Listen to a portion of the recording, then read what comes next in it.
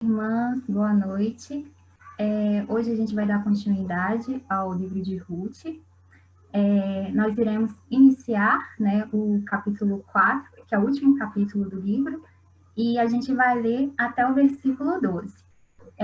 Se você começou a assistir por esse vídeo, eu indico você a procurar capítulos anteriores, porque está bem completo, está bem feito, então eu acredito assim, que vai ser bem legal e vai ser mais fácil o entendimento, tá bom? Para iniciar, vamos fazer uma oração. Senhor, meu Deus e meu Pai, eu te agradeço, meu Deus, pela oportunidade que nós temos de estarmos meditando na Tua Palavra. Deus, eu te peço que o Senhor venha nos dar sabedoria, nos dar discernimento para compreender tudo que está escrito aqui na Bíblia, meu Pai. Que a gente venha, meu Deus, ter o entendimento da Tua Palavra, meu Senhor, para que a gente possa, meu Pai, a cada dia colocar em prática os Teus ensinos. Abençoa, meu Deus, para que eu possa estar falando, meu Pai, aquilo que o Senhor quer que nós sabemos. E eu te peço que o Senhor venha usar a vida de cada um de nós. Essa oração que eu faço e agradeço no nome santo de Jesus. Amém. Então, eu vou ler até o versículo 12, depois eu vou vir explicando cada versículo. Enquanto isso, Boaz subiu à porta da cidade e sentou-se, exatamente quando o resgatador, que ele havia mencionado, estava passando por ali. Boaz o chamou e disse: Meu amigo, venha cá e sente-se. Ele foi e sentou-se. Boaz reuniu 10 líderes da cidade e disse: Sentem-se aqui. E eles se sentaram. Depois disse ao resgatador: Noemi, que voltou de Moabe, está vendendo um pedaço de terra que pertencia ao nosso irmão Elimeleque. Pensei que devia apresentar-lhe o assunto na presença dos líderes do povo e sugeri-lhe que adquira o terreno. Se quiser resgatar essa propriedade, resgate-a. Se não, diga-me para que eu saiba, pois ninguém tem esse direito a não ser você e depois eu. Eu a resgatarei, respondeu ele. Boaz, porém, lhe disse: No dia em que você adquirir as terras de Noemi e da Moabita Ruth, estará adquirindo também a viúva do falecido, para manter o nome dele em sua herança. Diante disso, o resgatador respondeu: Nesse caso, não poderei resgatá-la, pois poria em risco a minha propriedade. Resgate-a você mesmo. Eu não poderei fazê-lo. Antigamente, em Israel, para que o resgate e a transferência de propriedade fossem válidos, a pessoa tirava a sandália e a dava a outro. Assim oficializavam os negócios em Israel. Quando, pois, o resgatador disse a Boaz: Adquire a você mesmo, tirou a sandália. Então Boaz anunciou aos líderes e a todo o povo ali presente: Vocês hoje são testemunhas de que eu estou adquirindo de Noemi toda a propriedade de Elimeleque, de Quilion e de Maom.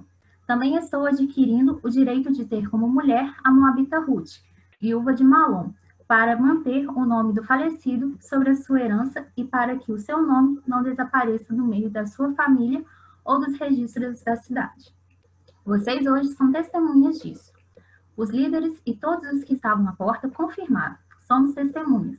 Faça o Senhor com essa mulher que está entrando em sua família, como fez Raquel e Lia, que juntas formaram as tribos de Israel. Seja poderoso em Éfrata e que ganhe fama em Belém. E com os filhos que o Senhor lhes conceder, dessa jovem, seja sua família, como a de Pérez, que Tamar deu a Judá. Então, aqui, só para relembrar, né, teve a questão da ira, né, que aparentemente Ruth pediu Boaz em casamento, né? E aí, no finalzinho, né, do versículo 18, Noemi, ela fala que para Ruth, né, ficar tranquila, porque aquele homem não iria descansar até resolver aquela situação, né, essa questão do resgate. Então, aqui, e foi exatamente isso que aconteceu, né? Boaz, ele não descansou até que ele resolvesse a situação de Noemi e Ruth, né? Porque aqui no versículo 1 fala, né? Enquanto isso, Boaz subiu à porta da cidade e sentou-se exatamente quando o resgatador que ele havia mencionado estava passando por ali. Boaz o chamou e disse: Meu amigo, venha cá e sente-se. Ele foi e sentou-se.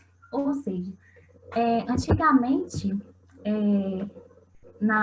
tinha o costume de quando fosse resolver questões comerciais ou decisões, né, a serem tomadas, eram feitas tudo à porta da cidade. Esse era o lugar, nos tempos antigos, que esses acordos aconteciam.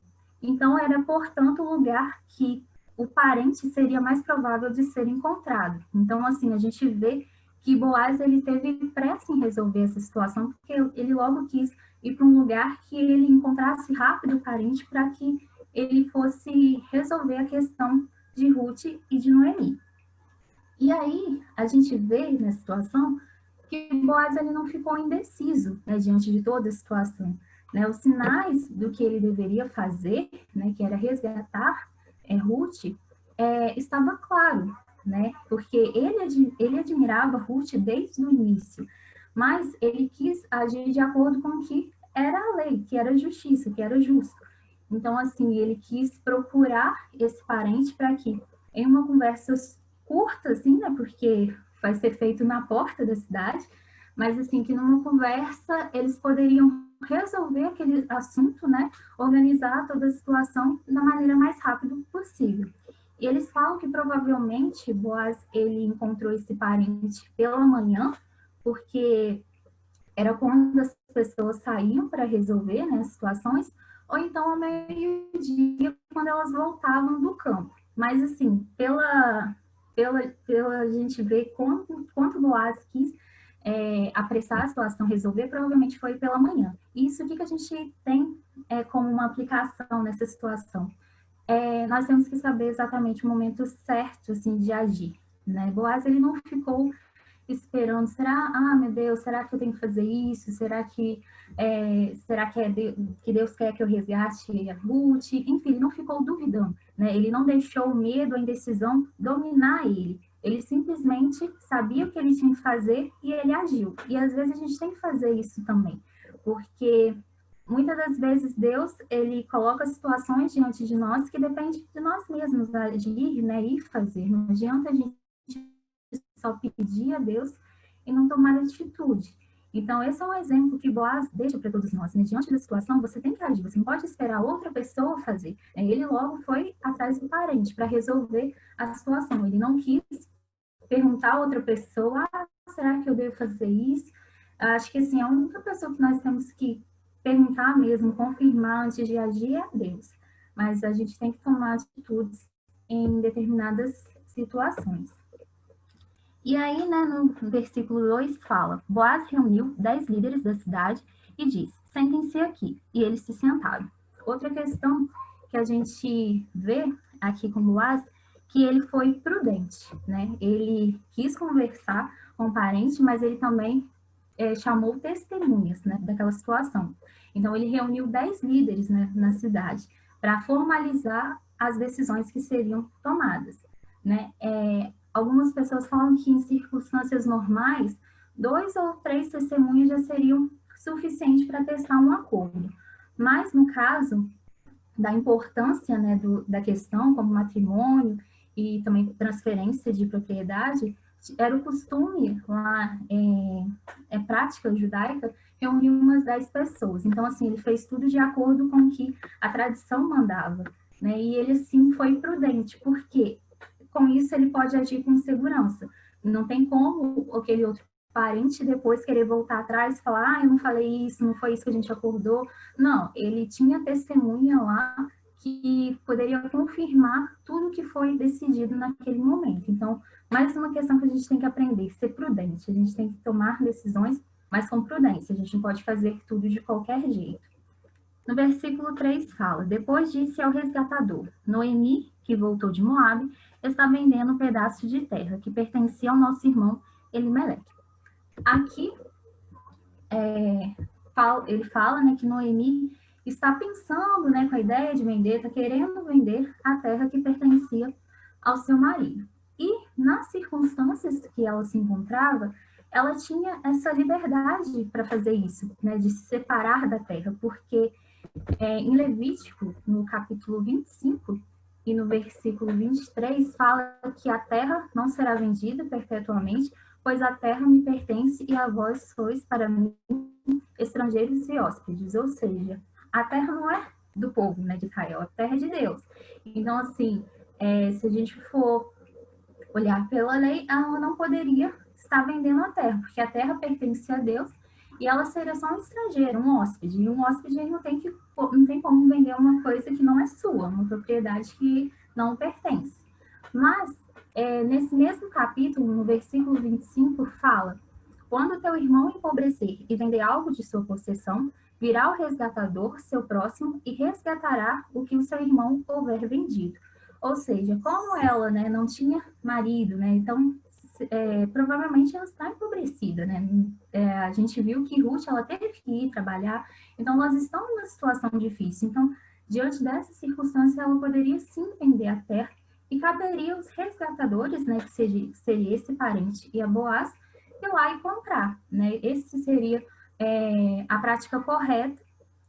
E por isso, né, a gente vê que Noemi, ela não está indo contra a lei, né? Então, Boaz, ele está simplesmente colocando em prática uma coisa que já era determinada antes, né? Como a gente viu em Levítico, ela poderia vender essa terra e era papel dele ou do outro parente comprar. E aí, é exatamente isso que ele fala no quadro. Pensei que devia apresentar-lhe o assunto na presença dos líderes do povo e sugerir-lhe que adquira o terreno. Se quiser resgatar essa propriedade, resgate.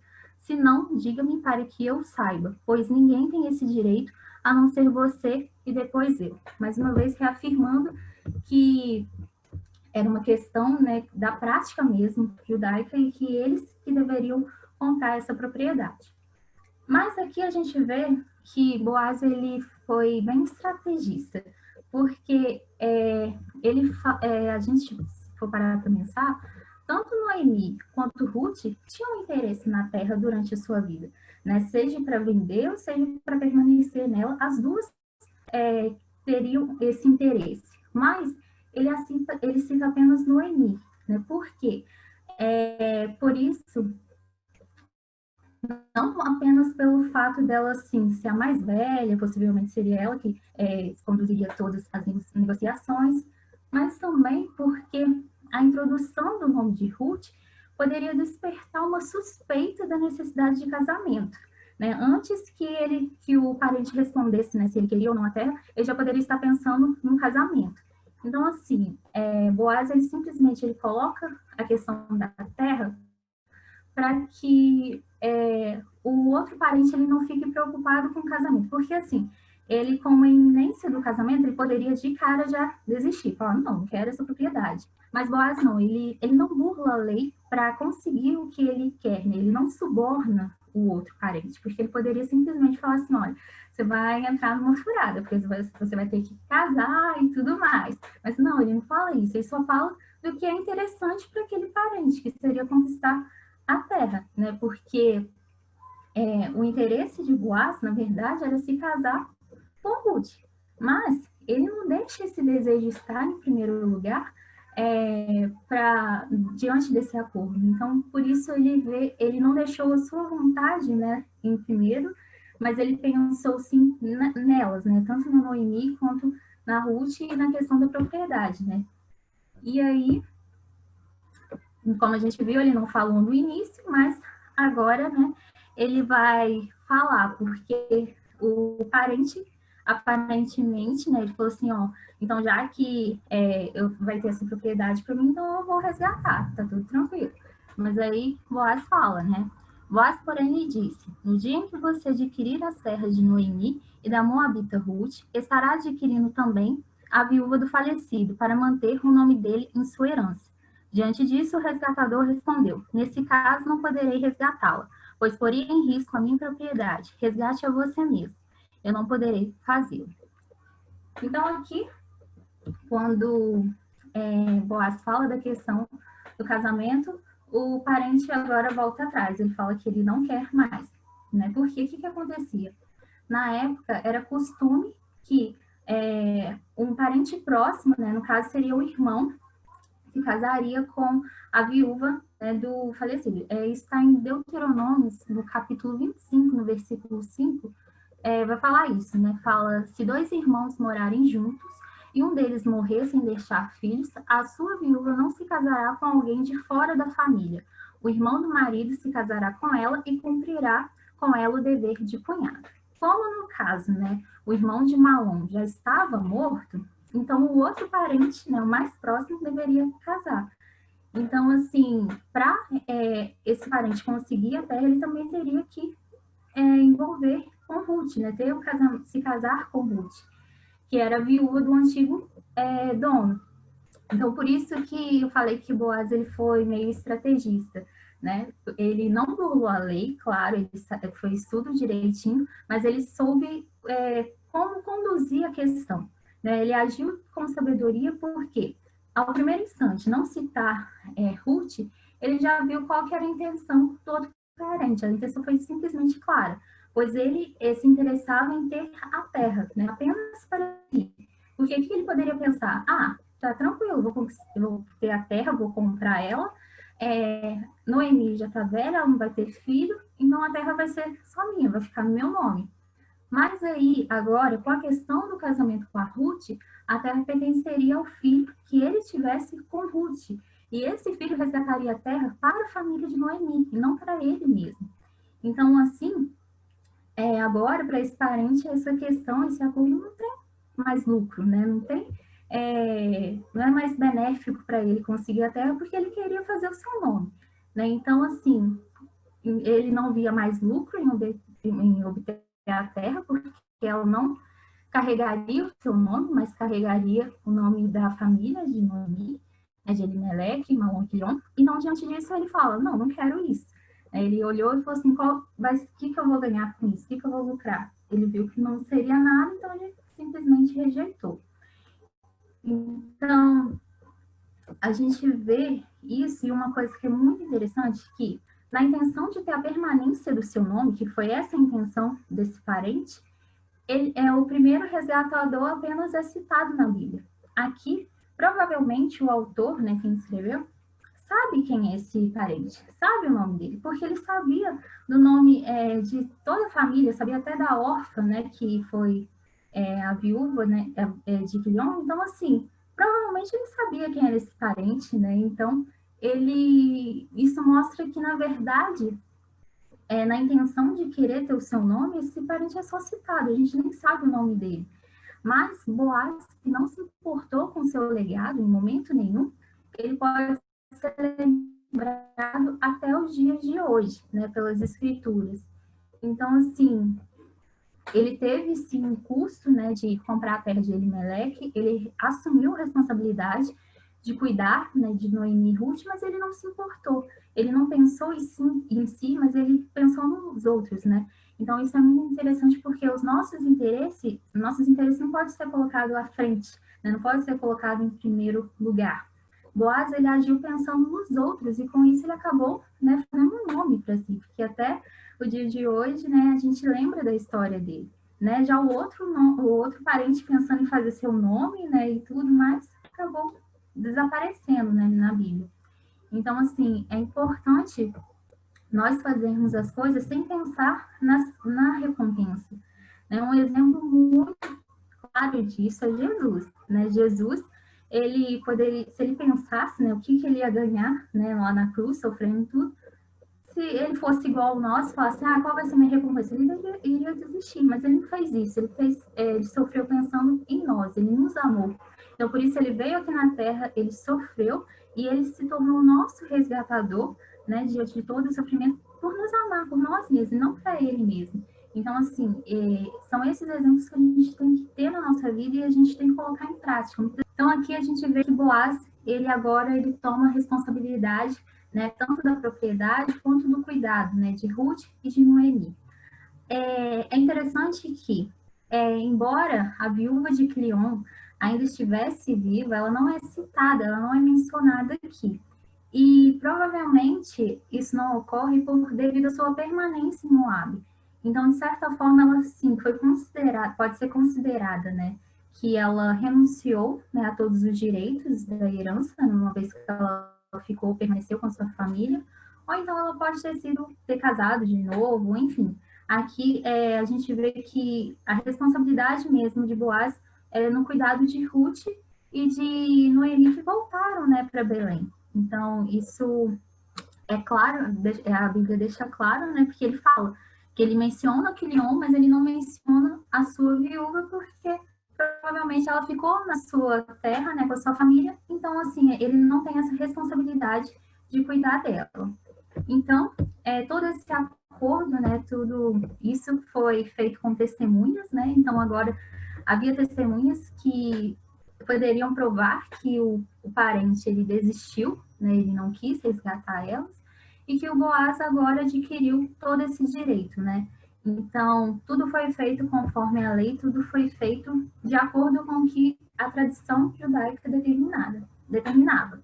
E aí, no versículo 10 fala: Também estou adquirindo o direito de ter como mulher a moabita Ruth, viúva de Malom, para manter o nome do falecido sobre a sua herança e para que o seu nome não desapareça do meio da sua família ou dos registros da cidade. Vocês hoje são testemunhas disso, né? Mais uma vez afirmando que Boaz ele não tinha interesse em fazer o seu nome, ele queria cuidar dessa família, né? Ele queria que o nome, né, de Elimelec, né, permanecesse, né, não desaparecesse nos registros da cidade. Então, assim, ao contrário do outro homem, Boaz ele não se importou com a permanência do seu nome na terra, né? Ele queria manter o nome da família de Noemi, né? E isso é interessante porque ele quis fazer o que? A bondade, né? A gente viu que Boaz é um homem bom. Desde o início, ele não pensou em si, ele não pensou nos benefícios que ele ia ter, ele simplesmente pensou em ajudar Noemi e Ruth. E aí é interessante porque pela bondade, né, de Boaz, Deus preparou, né, providenciou um casamento maravilhoso, né, assim, que a gente pode ver, porque desde o primeiro encontro entre Boaz e Ruth, houve respeito, houve admiração e cuidado por parte dos dois. Então, assim, Boaz, ele adquiriu uma mulher virtuosa, né, então ele foi um bom homem e ele também conseguiu, né, ele teve um bom casamento, né, porque aqui não fala, não cita nenhum casamento. Então, provavelmente ele nunca casou, ele nunca tinha relacionado com outra mulher, assim, mas ele teve agora Ruth, né, como esposa. E isso é interessante porque Ruth, ela não estava procurando casamento, né? Na verdade, ela abraçou a religião, a verdadeira religião, né? Ela buscou a Deus antes, né, de buscar o marido. E assim, Deus providenciou um casamento para ela e agora ela é protegida, né? Ela tem agora a proteção de Boaz. Porque se a gente for parar para pensar, não foi Noemi que perdeu tudo, seria Ruth, porque Ruth ela deixou sua terra, né? Ela foi para uma outra terra onde ela poderia ser discriminada, né? Por conta dela ser moabita, né? Ela passa a trabalhar para ajudar Noemi. Então, assim, a Ruth, ela conheceu a Deus, ela falou, né, que agora o Deus de Noemi seria o Deus dela, e ela colocou isso em prática realmente. E isso tudo mostra que quando a gente coloca Deus, né, no controle de tudo, a gente pode descansar, porque Ele está cuidando de nós, Ele vai ouvir ele sabe as nossas necessidades, ele vai ouvir a nossa oração e ele vai fazer tudo conforme a vontade dele, porque ele tem o melhor preparado para cada um de nós. E aqui é uma coisa interessante, desde o início, o relacionamento de Ruth e Boaz foi de respeito, foi de admiração. Então, a gente também tem que procurar, quem é solteira, né, temos que procurar relações assim, desde o início tem respeito, né, tem admiração. Isso é importante porque assim a gente sabe que é abençoado por Deus, porque a gente tem um exemplo, né, de Ruth e Boaz. E aí, então, uma coisa que é interessante, que então Ruth deixa sua terra, vai junto com Noemi, e Noemi também é beneficiada nessa história, pois agora ela está, né, ela está em Belém e ela tem a terra da sua família de volta, né? E agora também com o casamento ela terá descendentes, né, através de Ruth e Boaz. Então, assim, uma vida que parecia destruída agora está restaurada. Então, nesse casamento também houve benefício não só para Ruth, mas também para Noemi. Né? Noemi agora, ela não é mais amarga, né? Agora ela tem uma família que vai proteger, que vai estar com ela, trazer novamente a alegria para ela. No versículo 11 fala: os líderes e todos os que estavam na porta confirmaram: somos testemunhas. Faça o Senhor com essa mulher que está entrando em sua família, como fez com Raquel e Lia, que juntas formaram as tribos de Israel. Seja poderoso em Éfrata e ganhe fama em Belém. Então aqui todos os líderes e todas as testemunhas, provavelmente se formou uma multidão lá, né? Sem dúvida.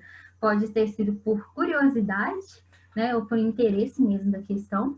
E todos eles que estavam presentes nessa ocasião do acordo, eles abençoaram, né? Eles abençoaram essa união de Ruth e Boaz, né? Que eles falam que faça o Senhor com essa mulher que está entrando em sua família, como fez Raquel e Lia. Ou seja, o que eles estão falando? Eles estão abençoando o casamento deles e que Ruth seja fértil, uma mulher fértil.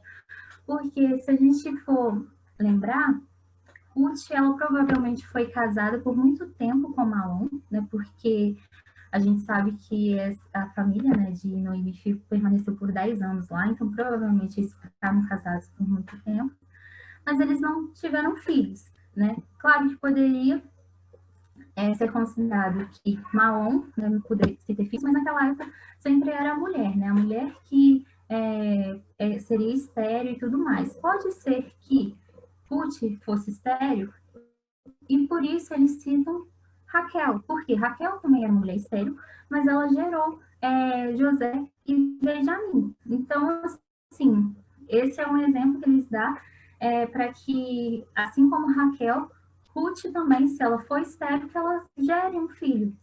E também, né, caso não fosse esse o problema, né, ou seja, Ruth realmente pudesse gerar, que ela pudesse ser como Lia, porque Lia, ela teve, né, vários filhos, ela teve, se não me engano, 7 filhos.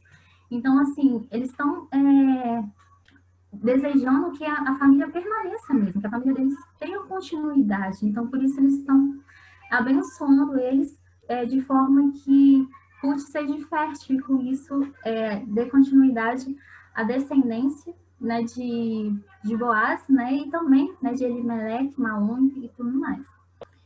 E aí no 12 fala: e com os filhos que o Senhor lhe conceder dessa jovem, seja a sua família como a de Pérez, que Tamar deu a Judá.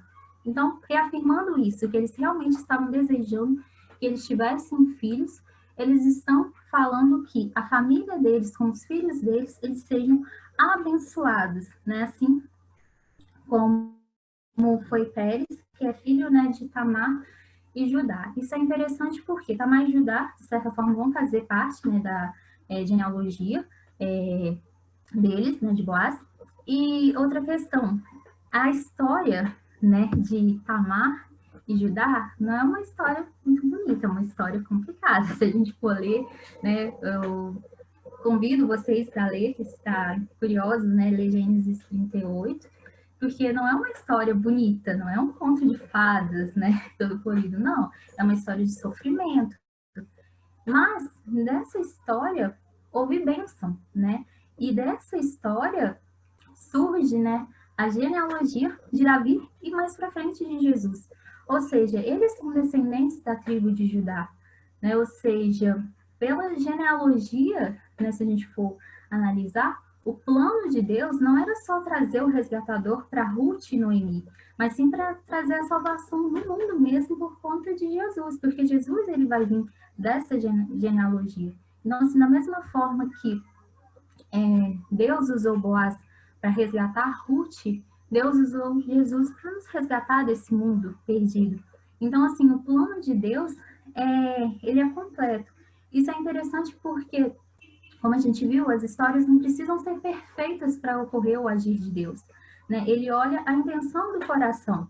Ele fez isso com Ruth e também fez com Tamar, porque as duas eram estrangeiras, né? Mas elas abraçaram a Deus, elas abraçaram a tradição judaica. Então, assim, por isso, elas fazem parte da genealogia de Jesus. Então, e outra coisa, o plano da salvação já estava desde o início, desde a criação, não foi um plano de última hora. E a gente vê isso exatamente aqui com a história, né, de Ruth, que ela dá vários indícios, né, do nosso resgatador, né, que é Jesus, né, o Pai se assemelha muito a Jesus. Então, isso é muito interessante e é muito importante que a gente tenha isso em mente, né, que Jesus, ele ama a nós e ele só quer o nosso bem, ele quer nos resgatar, nos tirar do sofrimento, né, nos tirar da dor, e a gente tem que abrir os nossos corações verdadeiramente para o Senhor. E aí, por hoje é isso. Na semana que vem a gente continua, do versículo 3 em diante. Vou orar para encerrar. Senhor, muito obrigada, meu Pai, por essa noite, nós termos estudado e meditado na Tua Palavra. Senhor, eu te peço que o Senhor continue falando conosco, aos nossos corações, nos dando entendimento, meu Deus, sobre as Tuas Escrituras, e que a gente a cada dia venha colocar em prática todo esse conhecimento que nós estamos adquirindo. Te agradeço pela vida de cada um de nós, Senhor, que o Senhor venha fazer a Tua vontade em nós, e o Teu querer, meu